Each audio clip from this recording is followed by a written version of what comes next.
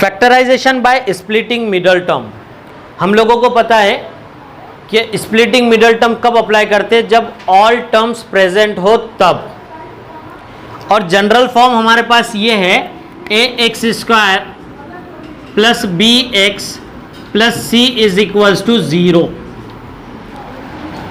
First step में आपको क्या करना है, फर्स्ट कोएफिशिएंट को लास्ट टर्म से मल्टीप्लाई करना है।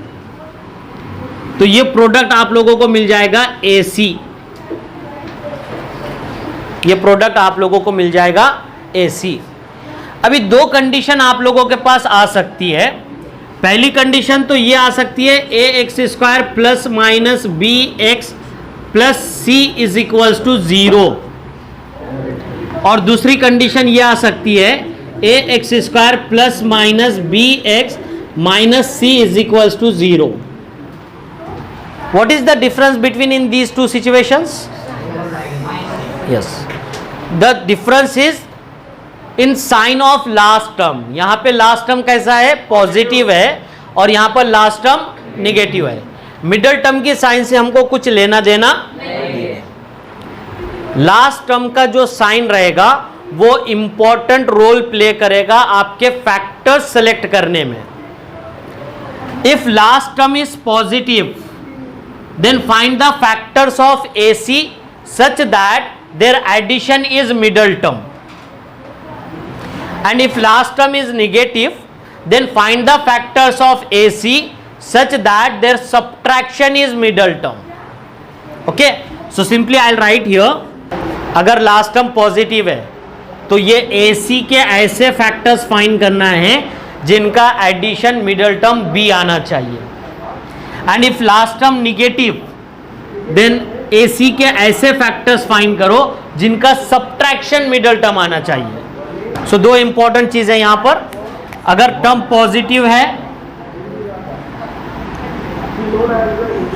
सो उनका एडिशन B आना चाहिए, और अगर टर्म लास्ट टर्म निगेटिव है तो उनका सब्ट्रैक्शन मिडल टर्म आना चाहिए। क्लियर? कुछ प्रॉब्लम? आप लोग इसको कॉपी कर कर रखो, मैं आप लोगों को बताता हूं कि किस तरह से इक्वेशन के अंदर ये सिचुएशन आती है और हम लोगों के फैक्टर्स कैसे चेंज होंगे। Okay, copy. We have to solve this quadratic equation by factorization method. So first tell me Ayesha, is it quadratic equation? Yes. Why? Please stand up. Why? Highest power of variable is, that means ये quadratic equation है।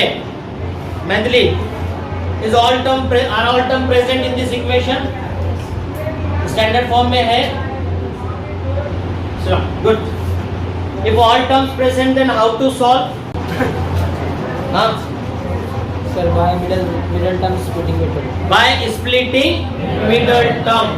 हम लोगों ने तीन method देखे हैं quadratic equation में। If middle term is absent, then we have to use the identity a square minus b square, and if last term is absent, then we have to solve by taking common, and if all terms present, then we have to solve by splitting middle term method।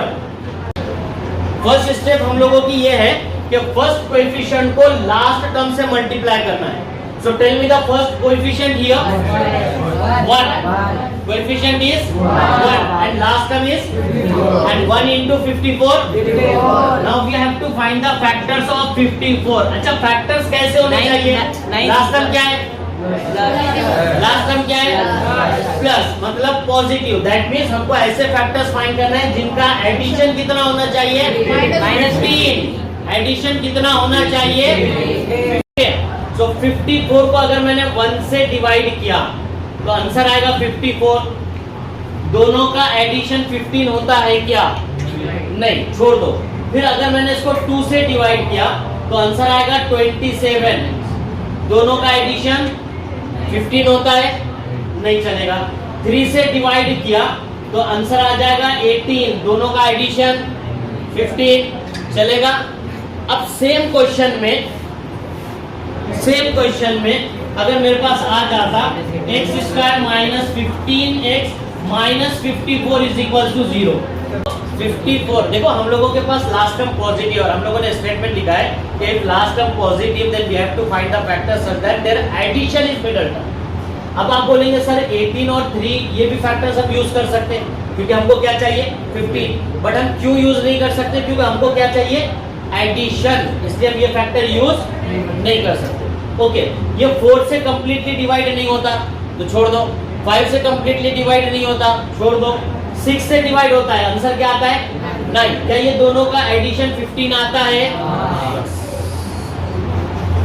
तो हम लोगों को एक ही काम करना है, पूरी equation में जो मिडल टर्म है ना उसको स्प्लिट करना है, इस 15 को स्प्लिट करना है। और क्या लिखेंगे यहाँ पे हम 6 प्लस 9, कुछ नहीं करना है, माइनस का 6 है, माइनस का 9 है, प्लस का है, कोई टेंशन लेने की जरूरत, सिर्फ 15 को हम क्या लिख सकते हैं 6 प्लस, इतना तो पता है ना, तो साइन का कोई झंझट नहीं, साइन का झंझट रखो ही मत। सारी बात समझ में? Yes, sir. बस बाकी का पूरा इक्वेशन जैसा का सा ये स्टेप करने आएंगे। जस्ट आपने लास्ट टर्म का साइन चेक किया और उसको फैक्टराइज करके पता करेंगे वो दो कौन से फैक्टर्स रहेंगे जिसका मिडल टर्म का रिलेशन बन रहा है। Clear? Okay, now open this bracket with minus and then multiply x inside the bracket. So x square minus 6x minus into plus minus 9x plus 54 is equals to 0. Now you have 4 terms. और जैसे ही आपको 4 term मिलेंगे आप 2 pairs form करोगे। पहले pair में से क्या कॉमन ले सकते हैं? x। ब्रैकेट में क्या मिलेगा यहाँ पर माइनस 6। 9 एंड 54 सेम टेबल में आते हैं 9 के, तो हम 9 कॉमन, ये माइनस साइन और ये 9, तो यहाँ पर बचेगा x। माइनस साइन कॉमन लेने की वजह से ये प्लस क्या हो जाएगा and 54 divided by 9 is equals to 0। Now x minus 6 is common bracket, बाहर ले सकता हूँ। So x माइनस 6 हमने कॉमन लिया तो ब्रैकेट में मिलेगा यहाँ पर x minus 9 is equals to 0। Now 2 brackets are in multiplication, that means हमने क्या किया? अरे क्या किया? मल्टीप्लिकेशन किया मतलब फैक्टराइज। और कैसे किया? मिडल टर्म को स्प्लिट करके, that's why this method is called factorization by splitting middle term. जैसे ही 2 ब्रैकेट्स मिलेंगे दोनों ब्रैकेट्स को इंडिविजुअली इक्वेट करेंगे 0 से। तो x माइनस 6 को भी इक्वेट किया 0 से और x माइनस 9 को भी इक्वेट किया। तो यहाँ पे x माइनस 6 राइट साइड में शिफ्ट होकर और यहाँ पे माइनस 9 राइट साइड में शिफ्ट होकर क्या किया जरा गौर से देख लो। सबसे पहले इक्वेशन को स्टैंडर्ड फॉर्म में लेकर चेक किया, फर्स्ट कोएफिशिएंट को लास्ट टर्म से मल्टीप्लाई किया, उस 54 के ऐसे फैक्टर्स फाइंड किए जिनका एडिशन 15 होना चाहिए। 54 के फैक्टर्स हमने चेक किए 1 2 3 4 5 से डिवाइड कर कर कर ये दोनों टर्म्स हमको ऐसे मिले जिनका एडिशन 15 आ रहा था, इसलिए हमने 15 को स्प्लिट किया 6 प्लस 9 से। अब ये ब्रैकेट को ओपन कर रहे हैं विद माइनस साइन और x अंदर मल्टीप्लाई कर रहे हैं, तो minus 6x minus into plus minus 9x यहाँ पर आ गया, बाकी का एज इट इज। जैसे ही 4 टर्म्स मिलेंगे आप 2 पेयर्स फॉर्म करोगे, first 2 terms next 2 terms, correct? पहले पेयर में से क्या कॉमन मिलेगा?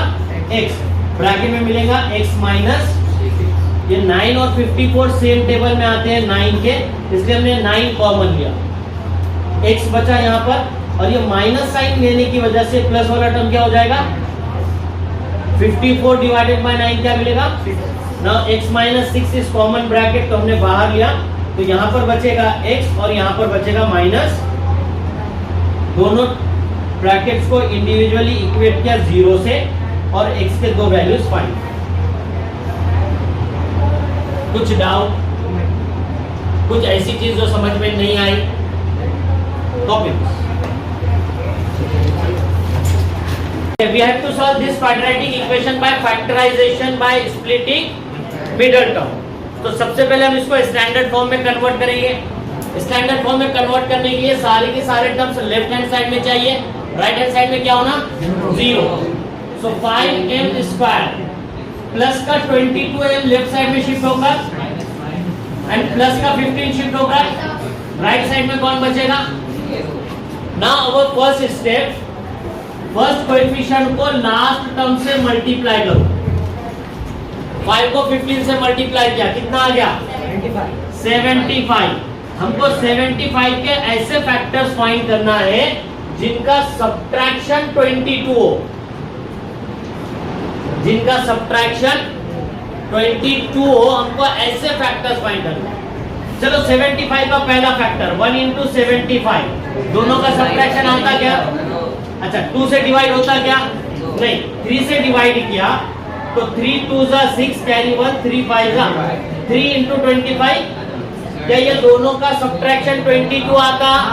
दैट मीन्स हम ये दोनों फैक्टर्स यूज कर सकते हैं। तो हमें कुछ करना नहीं है, हमको सिर्फ ये 22 को हटाना है और उसकी जगह पे 25 माइनस 3 लिखना है। 22 मतलब 25 माइनस 3 ना, बाकी पूरी इक्वेशन एज इट इज हम लोग लिखेंगे। कुछ प्रॉब्लम यहां तक समझ में आया? ओके, ना हम माइनस से ब्रैकेट ओपन करेंगे और m अंदर मल्टीप्लाई करेंगे। तो 5m square minus 25m minus into minus plus 3m minus 15 is equal to कितने पेयर बनाएंगे? दो। पहले पेयर में से 5 और 25 सेम टेबल में आते हैं 5 के, 5 कॉमन ले सकता, m स्क्वायर और m में से m कॉमन ले सकता, यहाँ पे ब्रैकेट में एक m बच गया, 25/5 m तो चला गया। अच्छा ये पेयर में से 3 और 15 सेम टेबल में आते 3 के, तो 3 कॉमन ले सकते हैं, ब्रैकेट में मिलेगा m minus 15/3 is equal to, now m minus 5 is common bracket, cut हो जाएगा, कॉमन ले लेंगे m माइनस 5 हम कॉमन ले लेंगे, तो यहाँ पे ब्रैकेट में बचेगा 5m और यहाँ पर ब्रैकेट में बचेगा प्लस इज इक्वल टू, ये हो गया हम लोगों का factorization. Now will find the value of m। So equate करो 0 से,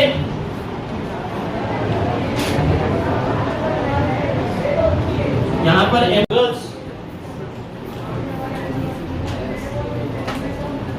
close your notebooks, text book.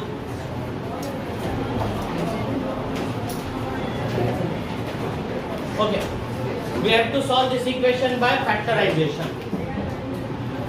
हमारा फर्स्ट स्टेप क्या होता है कि फर्स्ट कोएफिशिएंट को लास्ट टर्म से मल्टीप्लाई करना है।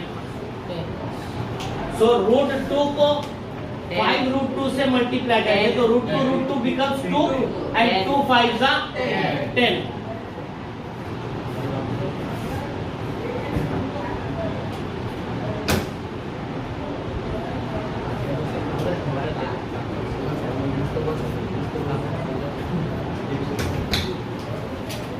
Okay, now last term is positive, so हमको 10 के ऐसे फैक्टर्स फाइंड करना है जिनका एडिशन 7, 5 2 जा, तो 10 के दो फैक्टर्स हम लोगों ने ले लिया 5 into 2, ये दोनों का एडिशन कितना आता है?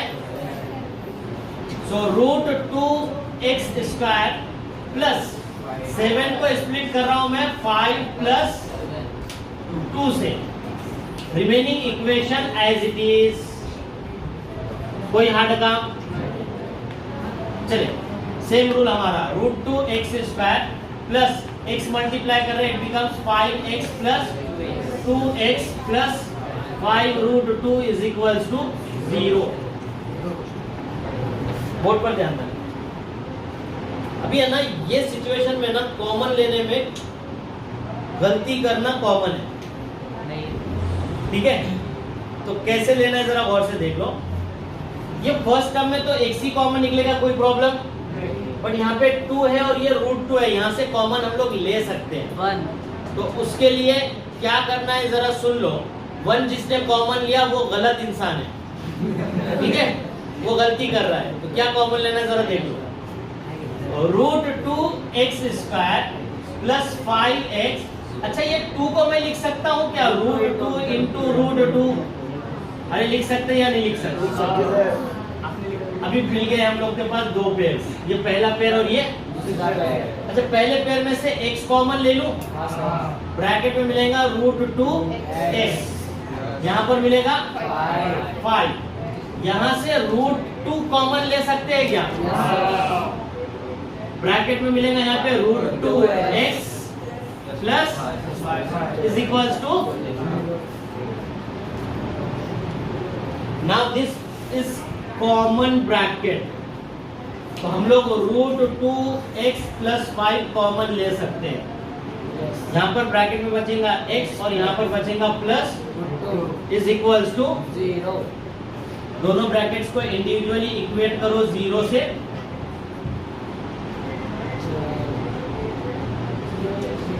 Root 2x becomes -5 and x becomes -5 और रूट 2, एंड यहाँ पे प्लस रूट 2 राइट साइड में शिफ्ट होकर that's it।